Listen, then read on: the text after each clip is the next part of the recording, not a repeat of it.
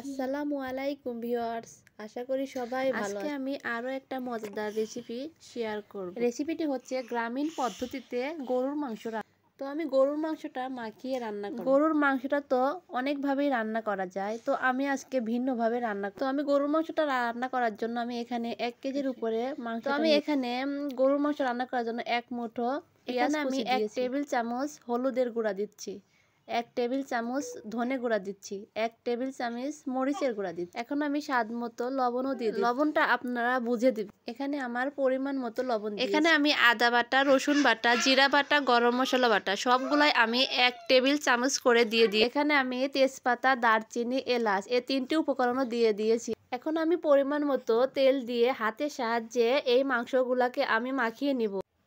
এখন আমি ভালোভাবে মশলার সঙ্গে মাংস মাখিয়ে নিব। আপনারাও চেষ্টা করবেন হাতের সাহায্যে মাংস মাখাতে। হাতের সাহায্যে মাখালে মাংসর স্বাদ দ্বিগুণ বেড়ে যায়। তো দেখতেই পাচ্ছেন আমি কিভাবে মাংসের সঙ্গে মশলাগুলো মিলিয়ে দিচ্ছি।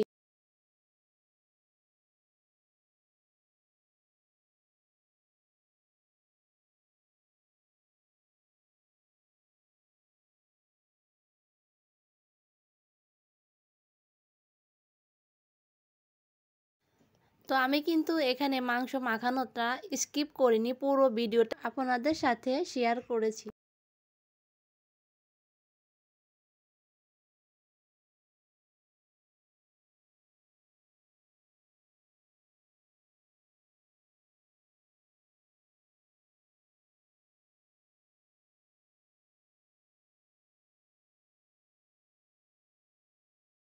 আমার মাংস মাখানোটা হয়ে গিয়েছে। এখন আমি এখানে 1 কাপের মতন পানি দিয়ে দেবো হাতটা ধুয়ে।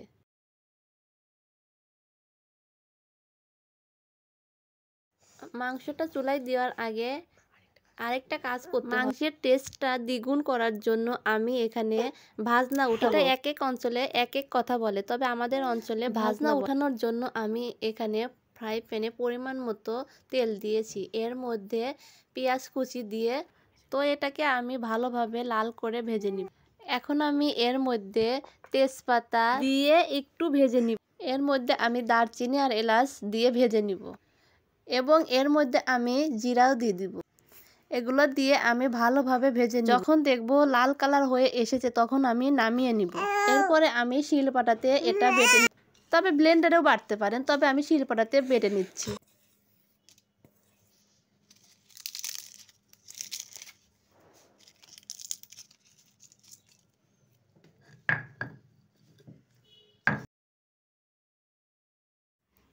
আমার বেটে নেওয়া হয়ে গিয়েছে। এখন আমি এটাকে বাটিতে তুলে নিয়ে নিব। তবে এটা কিন্তু মাংসটা যখন হয়ে যাবে নামানোর আগ দিয়ে এটা ঢেলে দিতে হবে। তো এখন আমি মাংসটাকে চুলায় দিয়ে দিই। তো আমি মাংসটাকে অনেকক্ষণ ধরে কষিয়ে নিব, কারণ এটা তো গরুর মাংস, এটা অনেক সময় নিয়ে কষিয়ে নিতে হবে। এখানে আমি কিন্তু হাত ধোয়া পানিটাই ব্যবহার করেছি, অন্য কোনো পানি ব্যবহার করি, কারণ মাংস থেকেই অনেকটা পানি বের হয়ে এসেছে। এই পানিতেই আমাদের মাংসটা 99% সিদ্ধ হয়ে যাবে। মাঝখানে আমি একটু নেড়ে দিব, কারণ যাতে মাংসটা না ধরে যায়।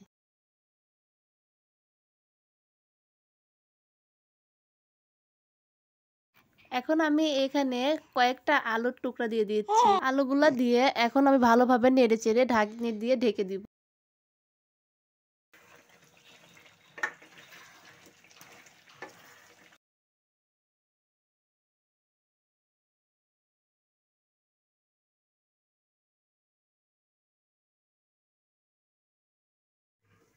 এখন আমি ঢাকনি উঠিয়ে একটু নেড়ে চেড়ে দিব। নেড়ে চেড়ে আমি এখানে পাহাড়ি অঞ্চলের কিছু কাঁচামরিচ দিয়ে দিচ্ছি। দিয়ে দেওয়া হয়ে গিয়েছে। এখন আমি পরিমাণ মতো ঝোলের জন্য পানি দিয়ে দিব। এটা কিন্তু কুসুম গরম পানি হতে হবে।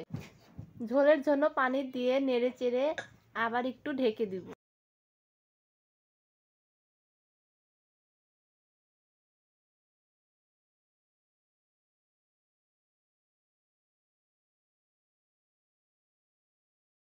এটা হয়ে গিয়েছে প্রায়। এখন আমি যে মশলাটা বেটে রেখেছিলাম সেটা এখন আমি ঝোলের সঙ্গে মিলিয়ে এটা ঢেলে দিই।